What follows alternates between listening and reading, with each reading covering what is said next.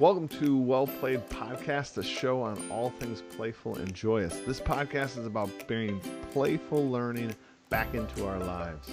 Together we are finding the joy in the journey of life. Today we have Josh Stock with us, and we are talking about kind of the end of the year sort of wrap-up review, looking back on his year of a fully gamified class. And I just think this would be a great topic to bring to Well Played, and so we can kind of break down your year, Josh. But before we get started, because this is your first time on Well Played, hopefully not your last. Yep. Tell us a little bit about yourself. Introduce yourself. Okay, so I just finished up my 10th year teaching. My name's Josh Stock. I teach 6th grade language arts at Santa Fe Trail Middle School in Olathe, Kansas. And so this is my first full year doing gamification, but I do all the tech stuff for the building. So I like pairing technology and gamification, and anything that sounds really cool, I like bringing into the classroom. So, yeah. I love it. So 10th year, and you're a 6th grade teacher, which I am as well. So I love it. Woo! It's the best grade. I absolutely love 6th grade. No offense to all of you out there that love the grades you teach. That's fantastic. That's how this whole big machine of school works. You love your grades, but Josh and I are just going to love on our grades. So yeah, they're interesting. They're engaged. They're excited, but they're willing to try new stuff. They're not nervous about looking cool. I mean, they'll tackle anything you throw at them. So yeah, I love this. It's a fun bunch. So, and if I got this right too, your language arts, right? Yes. So, yep. I mean, I think that's a good thing to sort of put out there. I think a lot of times, for whatever reason, I get a lot of questions from language arts teachers saying, like, I don't know if I can gamify language arts. And I'm always like, really, like, your whole course is about stories and, like, different stories, right, and, like, setting the scene and, like, writing with a voice. Even if you're writing, like, a nonfiction piece, it's still got to be you, right? Like, so it's all about this stuff. Oh yeah, absolutely. Yet sometimes like people fail to see how that can work in a language arts class, but I think it would naturally work. Oh, absolutely. Especially I tie a lot of what I do to the novels we're teaching. So, I mean, you already have a setting there that you can incorporate into your game really easily. Yeah, I love it. Love it. All right. So without sort of further ado, let's like dive in. Yes. You have gamified your entire year. So a few sort of questions I got to check off here. Yep. When did you decide to gamify your whole year? Okay. So I actually started the year before. I kind of took a little short dive into it where I would gamify a week here or there and just do little mini units of gamification. I read your book, and then I started joining the chat, and that's what kind of got me hooked in that, oh, here are some things to pull in and try. And then I heard everyone talking about year-long gamification, and I was terrified because I appreciate the honesty. It's huge undertaking, it seems like. And so I was like, okay, well, I can't plan out a whole year-long game right off the bat. And so then everybody was really encouraging and said, just do it, dive in. Here are a couple of things to try out first. And that's kind of when I decided at the end of last year, hey, I can try this for a full year long. Let's try it, see what happens. If it breaks, I can always go back to the way I was doing things before. So it started last year, and then kind of this year I kicked it off. That's awesome. So I love it. So you did the strategy we often suggest in the community is like start small, dabble, right, do a unit, do a lesson, do like a little mini challenge, do a chopped challenge or whatever. Get your feet wet, see what you think. And then, I like your story there of just sort of hanging around, digitally at XP Lab around some people that just gamify the whole year. And you're kind of like, wow, that's intimidating, but like, I kind of want in on that. And, you were curious and you dove in. Well, that's what's nice about the community too, is that each week I'd get like a little boost of, oh, okay, I could add that to my game. And so it's just kind of having that weekly check-in with the chat really helped out too. That's awesome. To get that reminder that it's going to be okay. It is. I like what you said too. Worst case scenario, you change things up. I mean, it's not, even though it's a year-long game, at any point things could change. Right. Literally, you could even change your theme. I would say like Right. that is like a nuclear button that you should reserve when you have to push it. But I mean like, boom! All of a sudden, some time traveling aliens could like land in the middle of my realm of Right. nobles, and all of a sudden we get whisked away and we're in the future. Like Right. Absolutely. so like reminding ourselves that we can really pivot more than you think. And in the Right. game world, kids or game players or whatever are more Right. willing to accept those kind of huge twists and turns. Well, they don't know the rules to my game, and so as long as I stayed within what I had already told them, I could throw anything else in there and say, "Oh, yeah, that's always been a part of the game. You didn't know that? We just hadn't gotten to that point yet." Yeah, And like so, we're on level 3 now, baby. yeah, yeah, exactly. That's awesome. All right, so you started small, Yeah. and then just like you said, it's intimidating to sort of step up to that year-long game. So I'm curious to hear. You said you started off last year. I mean, like right away. Yeah. Um, what was it like? If you're to sort of try to remember back to your August of last year, as you were rounding the corner on we're about to begin this year. Oh my gosh, what am I going to do? How did you go about going from little challenges to okay, boom, I'm going to do this? So it started with my theme. Once I figured out my theme, so my theme is they're actually chasing my evil twin, Dr. Von Stock. And he's evil because he's got a pirate eye patch, but Hey now. and not only is he my evil twin, but as the game progressed, more people came to help, like special agents and stuff, and they look mysteriously like me. I don't know how that happens, but and so once I figured out that if I can play all these different characters, then I can throw anything in there. Yep. And so that's that. Once I got that theme down, and the kids thought it was great. They loved the Dr. Von Stock piece. They liked they people started joining Dr. Von Stock's team and cheering him on, which I didn't expect. But it gave me an anchor to hold on to. So, okay, so we've got this quest. Okay, we've got this kind of secret agent type feel to it.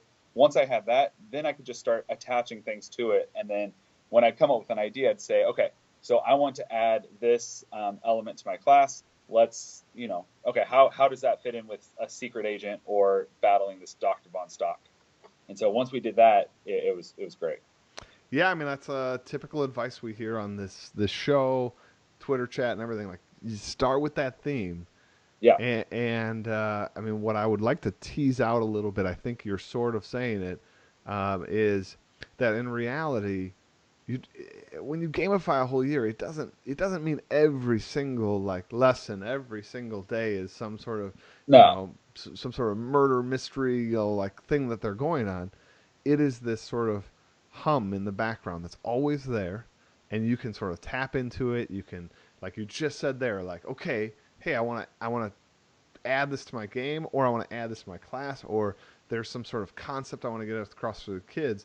And now you have a new feature that you didn't have before. You can ask yourself, can I click this into the game? If it doesn't Yeah. fit, you don't have to push it. But like you have a new option, a new muscle you can flex. And I would argue more often than not, it can fit into the game, and Mhm. the game can actually help, like I don't know, change the dynamic of that lesson. Right. Well, and a lot of the game mechanics I added in were to build them together as teams. And so when I would want to do group activities, that's when I really anchored in a lot of those game pieces.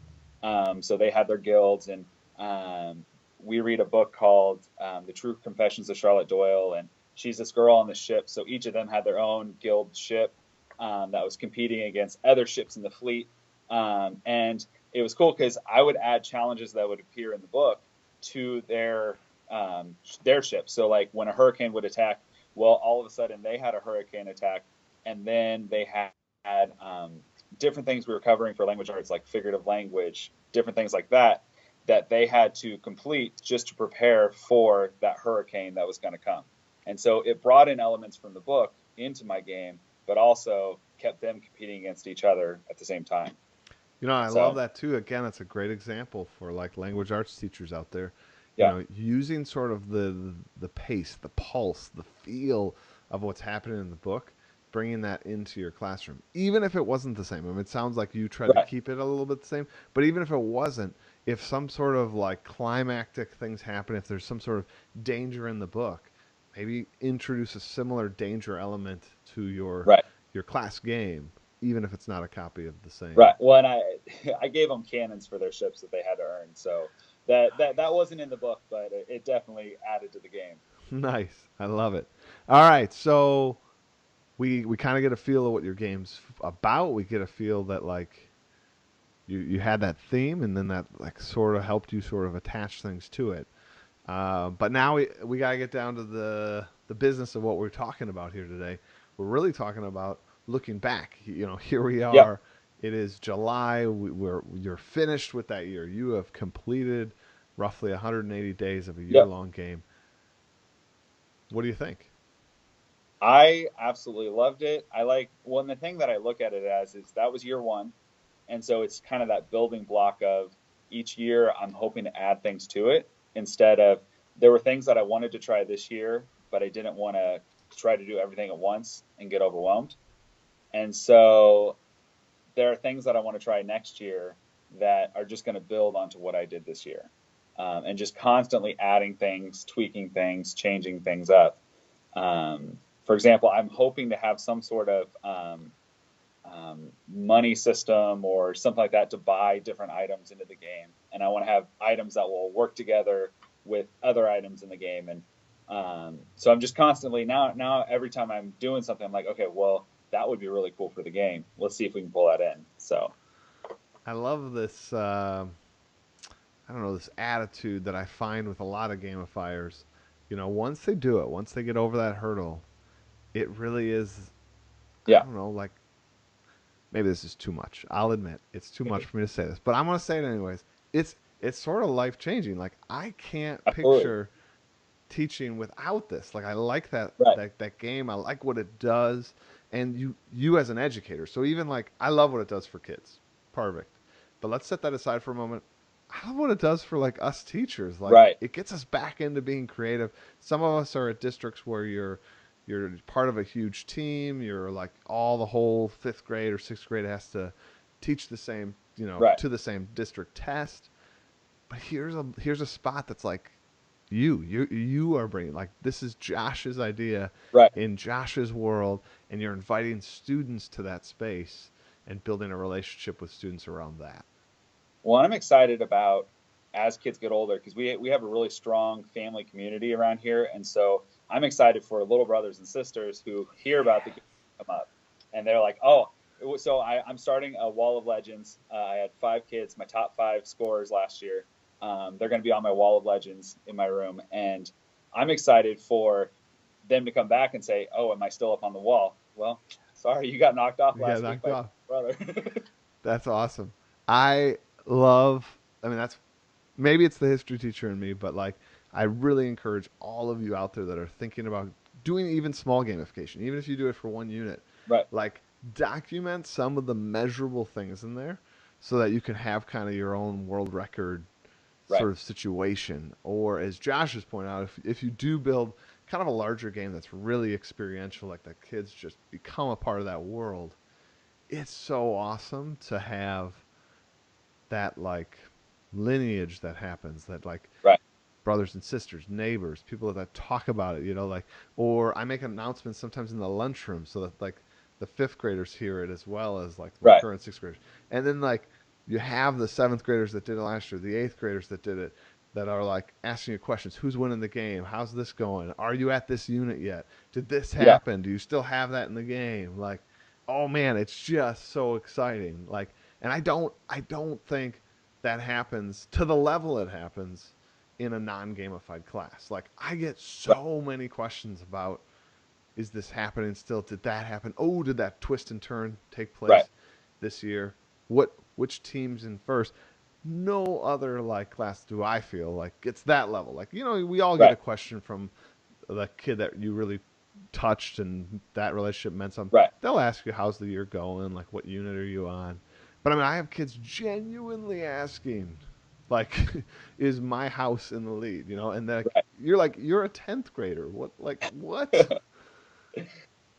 yeah, it's really cool to watch. And one thing that I found is it depended on the kid too. Some kids I started having like you were the winner for the week, so having that small term goal versus having the long term year long champion, that helped boost the motivation of some of those kids too. That well, you may be behind in the yearly standings, but you killed it this week and you did an amazing job. You're actually at the top of the weekly leaderboard, and so giving those small wins throughout, along with the big win at the end, really Yeah, helped. that's a really good find. They're called micro leaderboards, and it's Oh yeah. any time that you have this ability to sort of break out some of the points or the system that you Mm-hmm. have into sort of small bite-sized chunks. So it could be like the weekly leader. It could be like who improved the most this month. So even if you were like dead last, but you went from dead last to like 50th, and that was a gain of like 40 Right. spots, that's better than the person that moves from like second to first. Like, yes, you're in Right. first, but like this guy like really turned it on, you know? Right. What So that's a good thing to remember for all of us. I liked how it engaged each student in a different way. I had some students who maybe struggled with language arts, but they got really into certain parts of the game, and this gave them a different way to approach it. One student in particular, 50% of my story this year came from him because he was constantly telling me, "Oh, you know what? You were going to battle." He would slide notes under my door. Zach the Yak is going to attack, and so all of a sudden, Zach the Yak was a new character in the game that I brought in just I because he love suggested it. it. I love it. And so his teacher would let him come down in the morning before school and tell me, like, he would recite things to the class. Guys, you got to be careful. There's this new gear that we have to get. And I'd be like, okay, I got to find a way to work that gear in somehow because he's engaged in class. So I'm going to keep this going. So That's that was a awesome. really cool experience too. You know, I think too, building a game, something that is, I mean, personally, I think even adults should play games, but Yeah. it is clearly more of a student or, you know, child centered activity. Um, so I think to build a game and then be welcoming to students, to have them impact the game, change the game, Yeah. add things. I think it's so important. And Josh, for you to like, I don't know, be in tune to that in your first year of gamification was great. And I mean, I love hearing what you said. Like, as a good educator, like you saw a Yeah. kid that really loved this, and like you were gonna make some of those dreams he was coming up with for your game into Right. a reality. And I think for him that was obviously huge, but I think also for all the other students that was huge. Like that they saw your response to that student and his Right. passion. Like, man, that had to be good for everyone in the room to Right. see. Well, and it was cool too because the kids really embraced it too. And so they realized, hey, this is a chance for him to connect. So they were pulling him into the game and they would say, they started actually asking if they could make adaptations to the game because we might have a challenge that he was struggling with participating in. And so they would say, hey, Mr. Stock, what if our group did this little twist on it? We'll still participate, but we want to make sure that he gets to tell his story as a part of our activity we're doing. And so seeing the kids really embrace it too and make sure that everybody was included in every activity we did, it was just phenomenal to see. So, That's awesome. I love it. Uh, so I mean, seeing that you did it, we hear about some successes. Um, you said you going into it, you were overwhelmed. I mean, it was a little yeah, like, ooh, how yeah. am I going to do this year-long game? If somebody's out there listening to this now, and it's July, and they're like, I kind of want to do it. I've been in the chat, I read the book, whatever. Um, what advice do you have for them now that you're like looking back? You know, was it as hard as you thought, or what? What do you got? So I would say two things. One, I would say dive into it because you can add things to it and make things up as you go. But I would also say that there are going to be times like there are lulls in the game.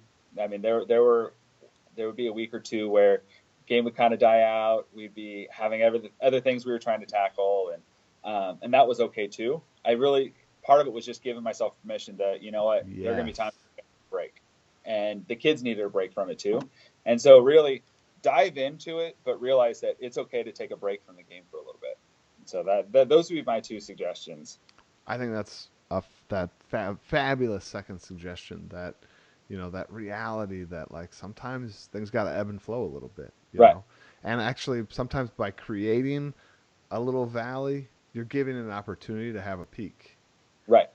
Like if you're always at the peak, that's just a plateau. Right. Like, so, Yeah. you know, And it's we made okay. sure that, and sometimes it was a just conscious decision of I'm going to pull back, and sometimes it was the kids just weren't feeling it for a little bit. They had other things going on, they were stressed about something else, and so we really focused in on whatever we needed to focus on. But What I like too about that story is I think there's a lot of people that might have at that point, especially the first time that happened, uh-huh, that they would have just said, "See, it's not working." yeah, And like I think that's really awesome that you had sort of the wherewithal to like be attuned to right now we're in the middle of state testing and that's taken over, or we're in the middle, or maybe there's a situation at school that's happening or in your own classroom that like that just took greater precedence in the moment. But that doesn't mean we need to shut down this entire system. right, And also I think to sort of hark back to what you said, here you are reflecting on that year and you're excited to like make tweaks and right, changes. I think some of those tweaks and changes might be for some of those lulls. right, and to plan for some of those. But I'm not gonna lie, there were moments where I was like, okay, should I stop, because this is a lot, and then something would happen where I would just get that really cool idea or this really awesome activity that would just engage me back in and then engage the kids back in, and that was just all it took to flip it back. But I mean, there are always those times when you start to doubt a little bit. You're like, am I doing the right thing? Am I making the right choice? And looking at it over the long haul, it was definitely worth it. Sure.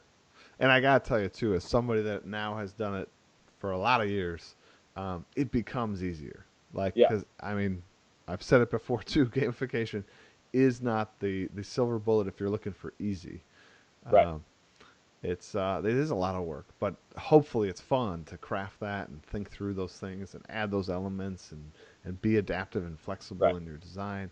I love it, but yeah, it's a tremendous amount of work. But I will tell you, it does get a little easier as the bag of tricks that you've collected over the years gets Right. larger and larger, and you can kind of say, you know what we need in this lull, like boom, you know what we need. I came up with something for testing week that's like little Right. enough that doesn't blow them out, but at the same time, kind of like gets them excited during Right. testing week. Right. Yeah, so that's awesome. So moving into next year, your plan, your idea is to tweak it, but yet you're in. Still, yeah, absolutely. Still sticking with the theme. Still battling Dr. Von Stock. They got to battle him at the end of last year, and it was a tie. They didn't defeat him. He's coming back for more. Love it. Uh, they were a little disappointed that they didn't get a chance to defeat him, but you know what? He's got to come back for the sequel. And so I told them that, and they had a really good time. So to set up their battle with Dr. Von Stock, I played my regular announcements that I always do at the beginning of the hour, and I do an announcement video. And in the middle of the video, I cut it halfway through with static, and then I pop up in what was my basement with the lights off, and I'm like, guys, that's not me. I'm trapped in his dungeon. And as they're watching the video, I'm slowly like pulling out the eye patch and putting it on. And the kids turn like, "Oh, it's Dr. Von Stock I love doing it. it." And so it was a fun moment. And then we had this big Kahoot battle where they tried to defeat me, and all the questions were like talking about how horrible Mr. Stock is and how terrible he is. And once they caught on that that's what the questions were like, they started picking. Oh, this is what Dr. Von Stock would say about Mr. Stock. And so they had a really good time with it. It was one of the last days of school, so it was a good way to wrap it up. But it was a That's lot of fun. fun. That's fun. I mean, and those are those magical, I don't know, moments that I mean, kids Right, are gonna remember that. And like right, you put a piece of yourself out there. You were connecting with kids, and right, that's awesome. So, in your game, one of the things I want to ask too is, you say you started small. Like you put it in play. You didn't have everything detailed for the right. year. I think sometimes us teachers like to have all of our T's crossed and our I's dotted. Yeah, Um, and gamification, I just strongly recommend you don't do that right, because, like you said with your student, like they're going to give you so many great ideas. It's also going to show that you can like relate to them and change right, your game. So I guess my question that I am trying to get to here is, how much did you have? Like, when is good enough in Josh's opinion So to greenlight the game? I had an idea for a leaderboard. That was one of the things that I tried out a little bit toward the ends of last year, trying out getting a workable leaderboard, which ended up being really easy with what's the website, Awesome Table, Uh-huh. creating that with a Google sheet. That I had that ready, and then I had like 4 or 5 little chance cards for different activities, and then the Dr. Von Stock storyline, just a little idea of this. This is Dr. Von Stock. He's the villain. He's who we're facing. And that was really it. I knew that I always do at the beginning of the year an activity where they create their own superhero logo based on things about their lives. Each question does a different piece of the logo. So I was already doing that. So I thought, okay, well, that will actually be their superhero, that they're going to join this group that's going to attack Dr. Von Stock. And then I got partway into it and realized I didn't like that idea. And so the superhero just kind of died out. And that was okay. They didn't even ask about it after that. Sure. So really, it's just a couple of chance cards. I had some dice that I knew that if I had any activities, I could add some dice to it to give it a little chance element to it, and just a few chance cards that things like you get a comfy chair, or my favorite, which I don't think I had at the beginning, I think I added it, was the meow card, where they could play it on another kid. And for the rest of the day, they had to say meow after every sentence.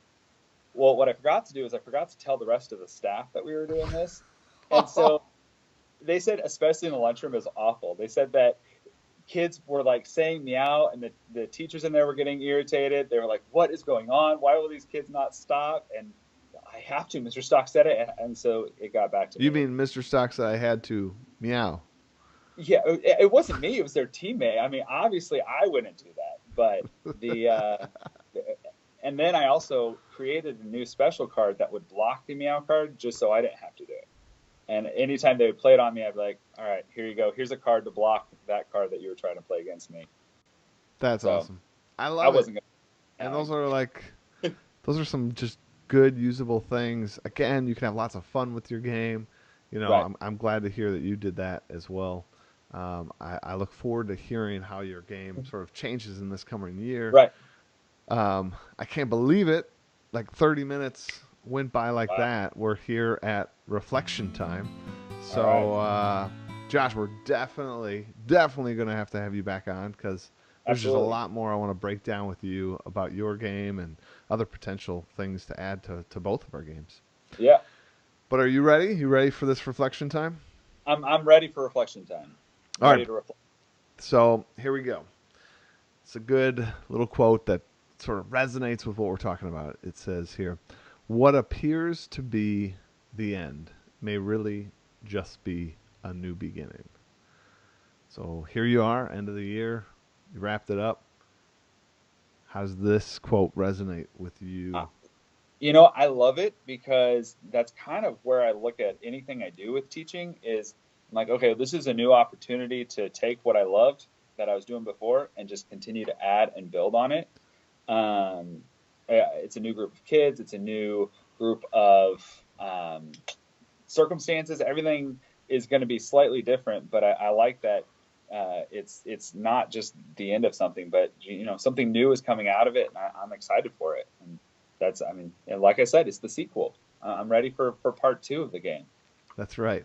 For me, I absolutely love the quote. I think this is really what teaching is about. I mean, I think Right. there's a lot of people that might look at what we do as educators and say, "Oh, I couldn't do that year after year, like doing the Rome unit again." I mean, like next year will be my 11th year in my exact position, Right. teaching the exact same stuff, because mine's world history. I can't really change it. Like, Right. but I love that cyclical nature. I love that I get chances to tweak and hone that. And at the same time, then my Rome unit's done and over, and I don't have to do it again for a year. Where like some of these other jobs, like you're kind of constantly doing the same thing. You're Right. constantly on Right. sales calls because you're a salesman. Like that's every day. Like, and yes, you get to hone that, but like that never goes away. Like my Right. Roman unit comes and goes, and I get 30 opportunities, 40 opportunities if I would stick in the exact same position to do that. But when you think about it, it's only 40 times. Like if I spent my Right. entire career there, like it'd only be 40 times that I teach that Roman unit. Like that's actually not that many. Right. When each time is improving and getting better. Yeah.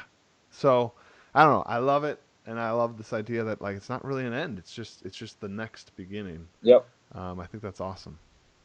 Well, Josh, thank you so much for joining us today here on Well Played. Absolutely. It's been fun. Everybody who's listening out there, thank you so much for being part of the Well Played community. Each week, more and more people hear about Well Played, and it's grown. And I don't know, I'm really proud to connect these educators and share these great messages out with you.